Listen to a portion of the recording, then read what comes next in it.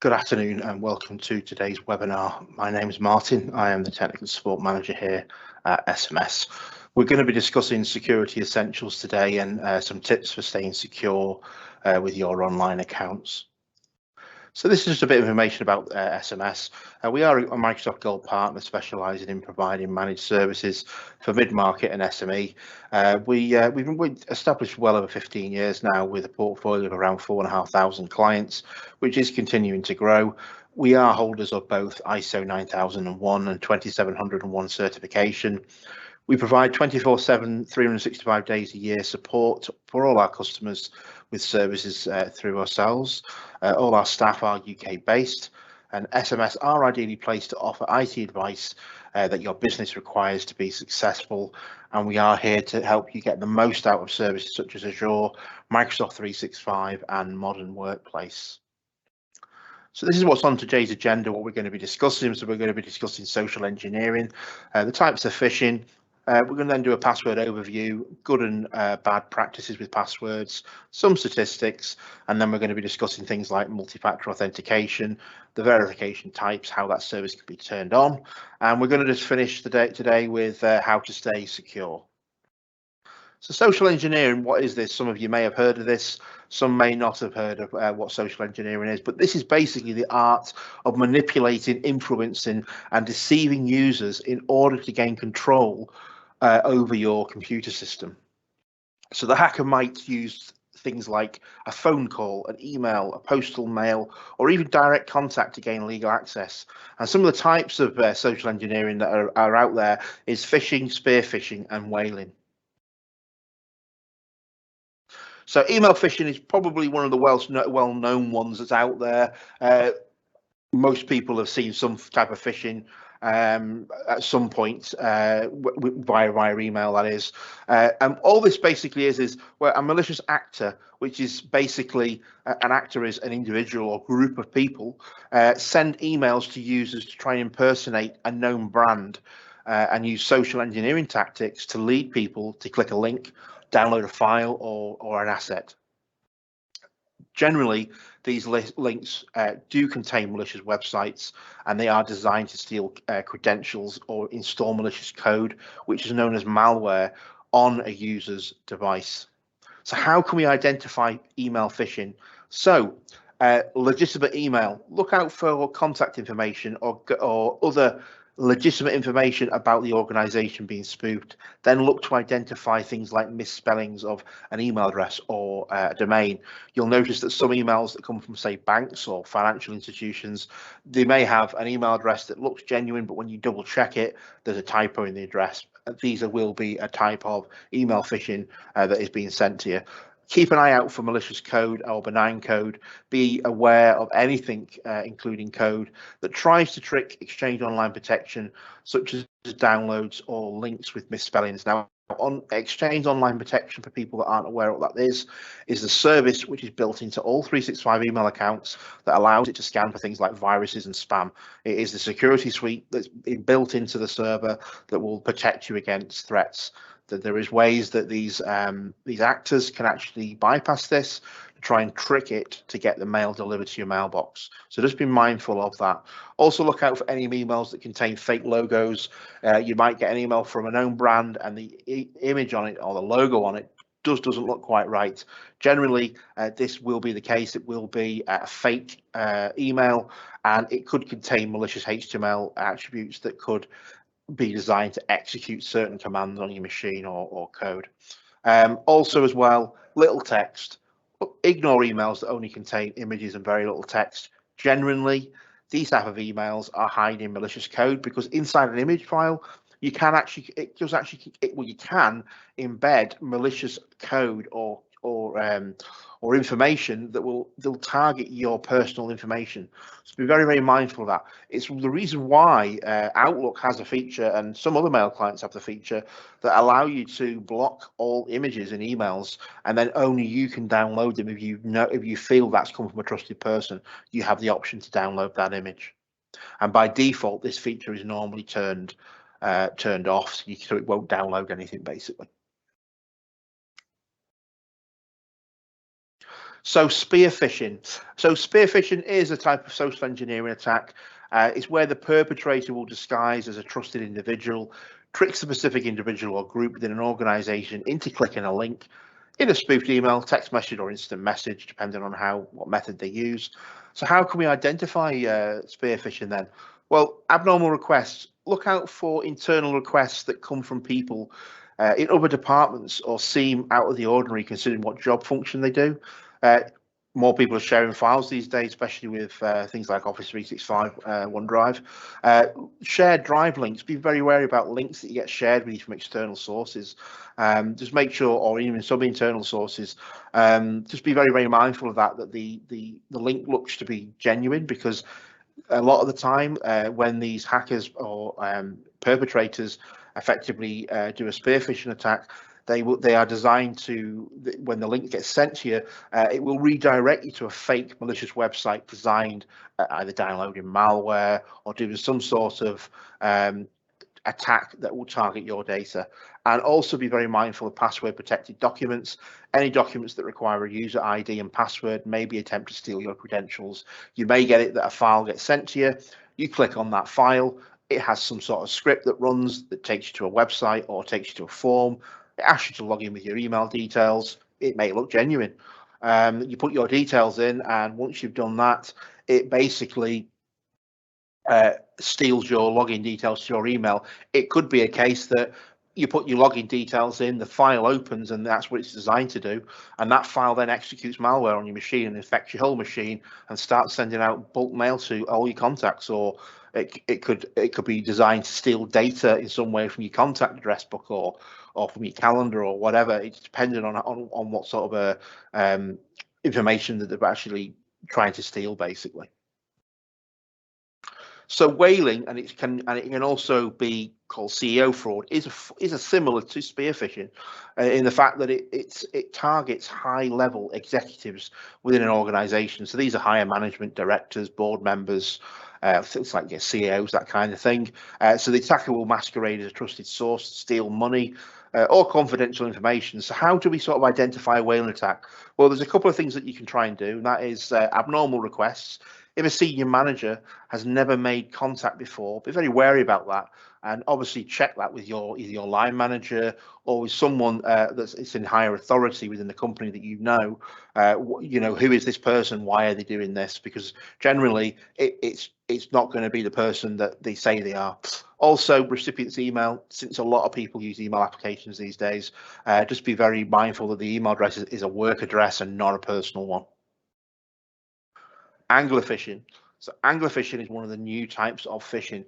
This is becoming more and more common, and it's aimed where hackers use social media as an attack method or vector to entice targets in divulging personal details or financial data.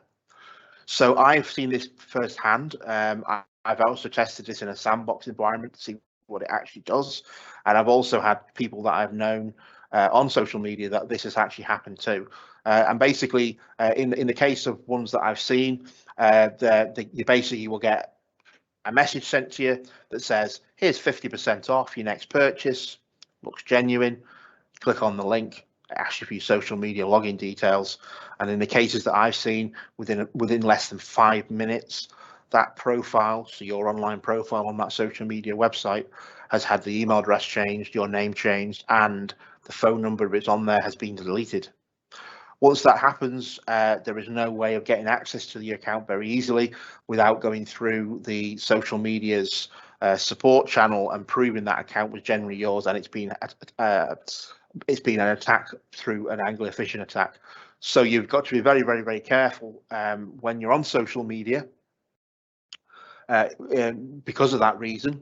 So any notifications that you get that don't look quite right, they are generally going to be a potential phishing attack. Also be very mindful for, if you say you comment on a post, a few days later someone tags you in saying, here's a great opportunity for marketing or buying into shares or something, or cryptocurrency or something like that. These will generally be another form of angular phishing attack to basically try and steal your personal data. One thing to also mention, when they do get into the account, they will generally start posting posts on your page through stories, either via instant messaging, and it is usually cryptocurrency, or it could be things like stocks, shares, investment opportunities. And you're going to get someone that clicks on that link and says, "Oh, that's a good deal. That I'll sign up to that." And as soon as that happens, they're just going to fleece you basically, because that's what these people or these individuals or groups of people are aiming to do. They're aiming to steal your money and your data. So just be very careful of that, and like I say, be careful of direct messages and also links. Never click on any links that you get in social media that don't look legitimate. You can normally tell because basically, if you have someone that you speak to on a regular basis and they're sharing you links, like a company, for example, and you've used them before, that's generally going to be okay. But just be very, very careful about what you're actually clicking on. There was one thing to point out with social media, and we are going to be discussing that later on. You might want to look at something like multi-factor authentication to protect your online identity for your logins. We'll be discussing multi-factor a bit later on. So clone phishing. This is a technique where hackers can clone a previously delivered legitimate email by replacing the original attachment with a malicious one. So basically, they effectively will send an email that looks like one that you've previously had. It will have an attachment on it. You will basically open that attachment, and that will run either malware, or it will be a keylogger, or it will be some sort of infection that will cause a malicious action, basically. So how do I identify it? So basically, abnormal timings. Just be very wary of unexpected emails from, say, a service provider, even if it's one that's part of your normal job function. And also personal information. Just look out for emails requesting personal information that your service provider asks for. Things like date of birth, things like account numbers, sort codes, mother's maiden name, that kind of thing. They generally do not ask for that. Generally as well, a lot of service providers and banks, the email they send you, they normally keep a copy of that in your online account for you to view. So you can always use that to validate it should you need to. So farming is another type of phishing. It's a more technical and often more difficult one to sort because it affects your DNS. Now, DNS is just the way that a server will translate natural language into an IP. So you need DNS for things like email to work and for websites to work, and for certain online services require a DNS record. So basically, what happens in this situation is the actor will hijack this, and they will usually target what's known as the A record, which is how your website functions. And what they basically do is they change that IP to a malicious one, to a malicious site. So when you load your website up, you'll get a site that's in some weird color that looks like it's usually from the 90s. And it will be demanding Bitcoin. Otherwise, we're not going to release the DNS. Now, this doesn't necessarily mean they've hacked your website as such, because your website could be held with another company that's on a server in an account that's locked down, safe. It just means they target the DNS. Now, it's concerning because DNS is the whole principle of how a domain name works. If that breaks, your domain stops working, and in particular, they could potentially target your email side of it. So they could target your MX records. If they target your MX records, they potentially could set up their own domain, your domain, on their system. And if they know your email address, they could get your emails. So this is something that you really need to be mindful of, because it's a known phishing attempt, and it can be very, very serious. There is methods that you can use to prevent farming. It is a bit more than we are going to discuss today, but there is services such as DNSSEC, things like that you can use to try and prevent it from happening. But you really need to look out for things like insecure websites. Make sure that it's HTTPS, not just HTTP. Most websites these days use some sort of SSL certificate. And also inconsistencies with websites. If a fake website will normally have mismatched colors, it'll just look not right. The font will be different. There'll be misspellings. Generally, they'll ask for Bitcoin. That's usually what the case is with them. So an evil twin phishing attempt is another one that is quite serious. So basically, this is where an attacker will set up a hotspot using the same name as an existing one, say in a coffee shop. So you go in the coffee shop, you connect to the Wi-Fi, you notice that there's two SSIDs, so you notice there's two hotspot names effectively being broadcasted. You're not going to know which one to connect to because people don't know these things. So they're just going to connect to the first one they get to.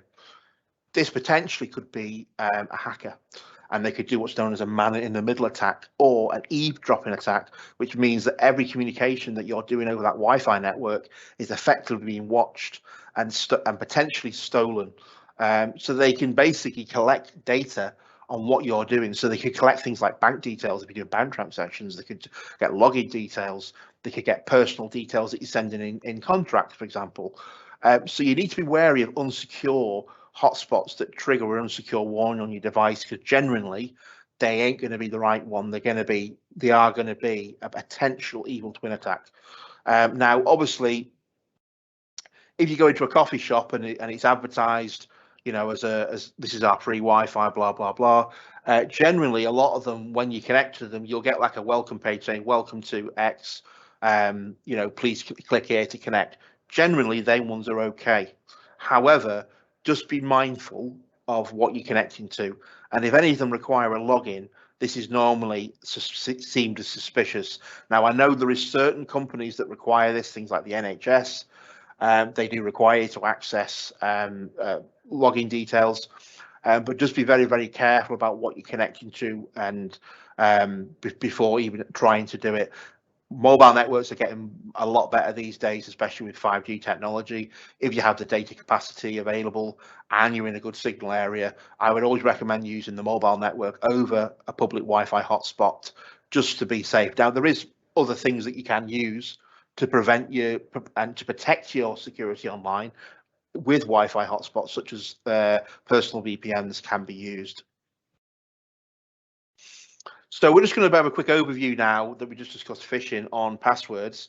So you've got to remember with your users that they've not got to just remember your password for the company they work for the sites that they use. They've got their own to remember as well. So just keep that in mindful that it could be a lot of passwords that they need to remember. So you need to give them the ability to store them securely, whether that's in a password manager, password vault, or something like that. And only ever ask them to change the password if there is an indication that their account has been hacked or compromised in some way. Where you need to give them a password, look for delegate options, such as you have a sales team, 5 people need to access the sales address.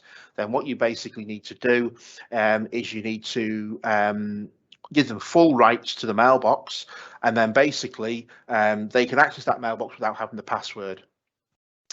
So where's the what happens in a situation where they need the password? Well, in that situation, just be very mindful who you give them the password to. There is some advanced services built inside of Azure that you can limit access for a period of time. But obviously there's an ongoing cost for doing things like that. But just be very mindful of it. If you're feeling a bit unsecure about it and you have to do it, then obviously you've got no choice in that matter. But you can always change the password at the end of the day. Just be very, very careful who you give your password to, and limit the number of people that have it, basically. So this is some bad practice with passwords. Don't use the word password or any combination of it, e.g. password with the @ symbol and 0, because that is obviously bad practice. Also, avoid using common words like one word like morning, flowers, friend, etc. Don't use the same password for all your accounts. And also, you shouldn't have passwords written down anywhere on post-it notes or on digital post-it notes anywhere. I have even seen people put the password in the password hint in Windows, when they get into the machine, the password is literally plain text. That is completely a no-no when it comes to security. Don't use patterns like 11111, ABC 123, or 654321, or typical keyword patterns like ASDF or QWERTY, something like that. Try and avoid changing your password regularly. They've proved that people that change password regularly generally forget them, and also they can become compromised, because generally all they're changing is they're putting a number or letter at the end of the actual password itself. So just be mindful of that and try and avoid doing that. Also avoid using personal information such as birth date, address, things like pets' names or family members' names, because these can be, you can find this information generally out on social media, so it's the first thing that they're going to obviously guess for. Some good practices that we recommend is the industry now no longer recommends passwords with a combination of capital letters or lowercase letters, or even numbers or special characters. Now, this is just a recommendation. It's not a requirement. It's just a recommendation that they state. They actually opt for using multi-word or phrases is the best approach, such as things like monitor, mouse, book, table. So look around the room and put a load of random words together that you're going to remember. That's the best way. The longer the better. 20 to 50 characters is ideal, because they've proved that a longer password is harder to hack than a shorter one with special characters. Avoid using @ as an A and 3 as an E. I say include weird terms that only you're going to understand, and no one else will. Keep passwords safe by encrypting them in a password manager such as 1Pass. Most browsers have them built in, like Edge. Apple, you can use Keychain, which will allow you to do that. Make sure each account, as mentioned before, has its own set of passwords and it is unique. So every single site that you use should have its own password, which is why you would use a password manager, so you can remember them all. And be aware that not all websites adhere to the recommendations of the industry, so they may still require you to use upper, lowercase, special characters, numbers, and maybe a restriction length, say 8 characters. So just be mindful of that you may have to have some passwords like that. So here's some statistics on passwords provided by Dataprop, and they're saying that basically 90% of internet users are worried about getting their passwords hacked, and then 51% of people use the same password for both work and personal. 57% of people who have already been scammed in a phishing attack still haven't changed their passwords. And finally, 33% of accounts that have been compromised victims have stopped using businesses with companies and websites that have leaked their credentials. So this is where basically a website is hacked and the personal information is stolen, and then that's effectively sold on either like the dark web or to the highest bidder, basically. So multi-factor authentication. So this is basically an authentication method that requires the user to provide 2 or more verification methods to gain access to a resource, such as an application or online account. You may also see it being called TFA or TFE, which is two-factor authentication or two-factor verification. And MFA is a core component of strong identity and access management IAM policy. So rather than just asking basically for a username and password, MFA will require 1 or more additional verification methods, which decreases the likelihood of a sexual cyber attack. So how does it work? So multi-factor authentication is the process which users are prompted during the sign-in process for an additional form of identification, such as code on their mobile phone or a fingerprint scan. MFA works by requiring 2 or more of the following authentication methods. So it's something you know, typically a password, something you have, which is a trusted device, such as a phone or hardware key, and something you are, which is biometrics like fingerprint or facial scan. So which verification methods are available? And this is on Office 365 and Azure.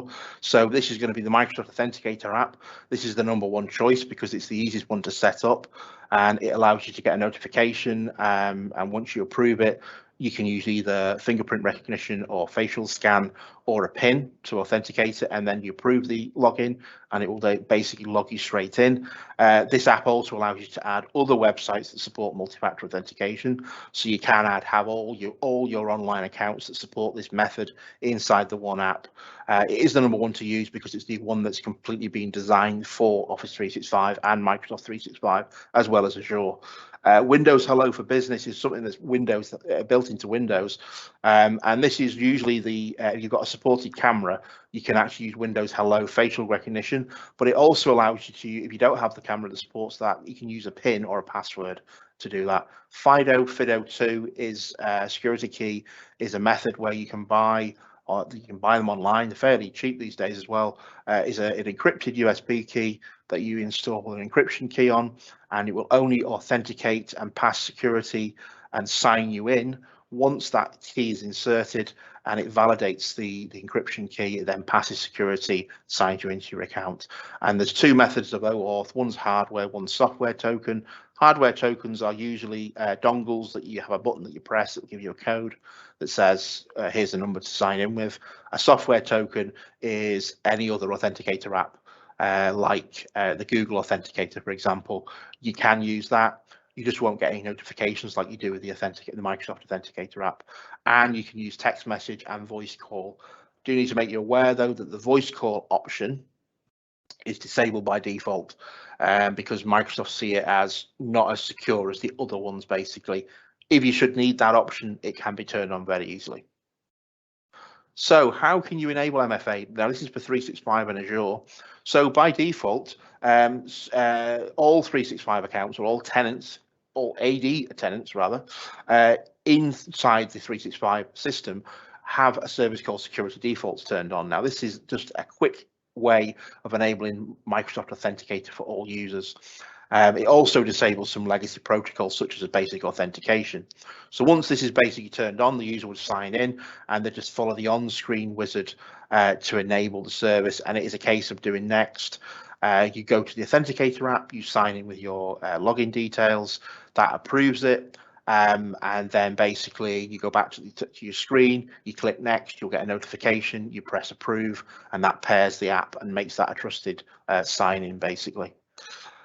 The other option available is what's called conditional access policies. Now, these are only available on Azure premium plans P1 and P2. They allow you to set conditions for sign-in where you can effectively bypass MFA if a certain condition is met. So this could be like if you could only sign in if you're on a certain IP, or use a site-to-site VPN, only connect then.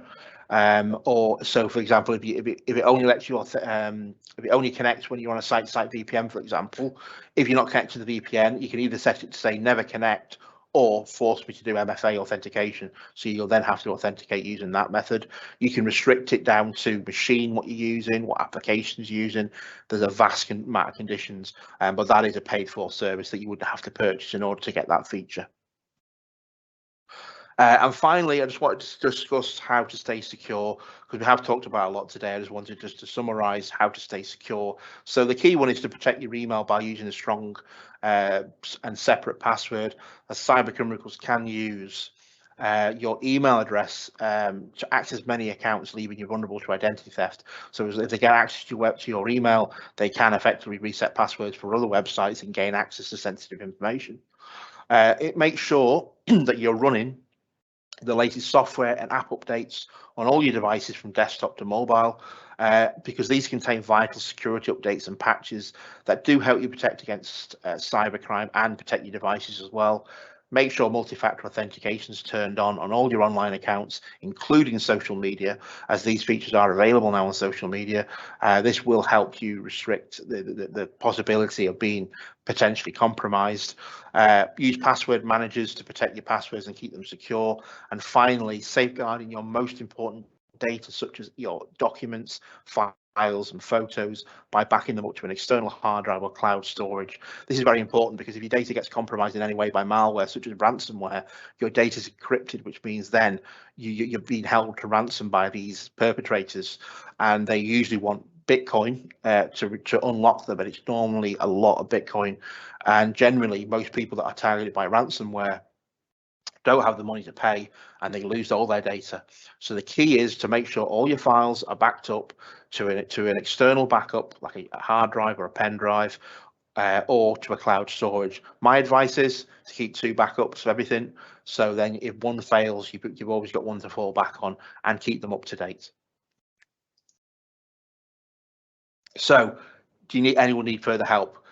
So this is basically a case of if you have any questions or concerns over security for your accounts, or you simply want to review, or you're really a bit concerned about it, because obviously security is a big thing these days and it's only going to get obviously worse. So if you need to reach out to us and speak to us about it, then please do call our help and support team, or open a ticket via our secure portal, where we will be more than happy to help with any queries or any issues that you have regarding security of your accounts, or what you can improve to make your security better. So here's some contact details for us. So if you need to contact sales, say you've not got 365 and you want to buy it, or you want to migrate to 365, or you've got 365 and you want to add some more security products onto it, such as the Azure premium plans, or such as there's things like encrypting email or signing documents, then please call 01925 818 448. Support can be contacted on 01925 818 252. Our website is simplymailsolutions.com. Help and support, where you'll get all the support documentation and setup guides, can be found at smshelp.co.uk, and that is also where you can raise tickets. Please follow us on socials, so Facebook, Twitter, and LinkedIn. These contain all our latest updates, what's going on. We do post when webinars are going to be, things like that on there. And our webinar and YouTube channel can be found at simplymailsolutions.com/webinars, where you'll find past webinars that we've done over the last 2 years, containing information about products and services that we offer. And we also have the ability you can register for future ones on there as well. So I'd just like to thank everyone for attending today. It's been a pleasure presenting the Security Essentials webinar to everyone today. So thanks again, and thanks for watching. Hope to see you all again soon. Bye for now.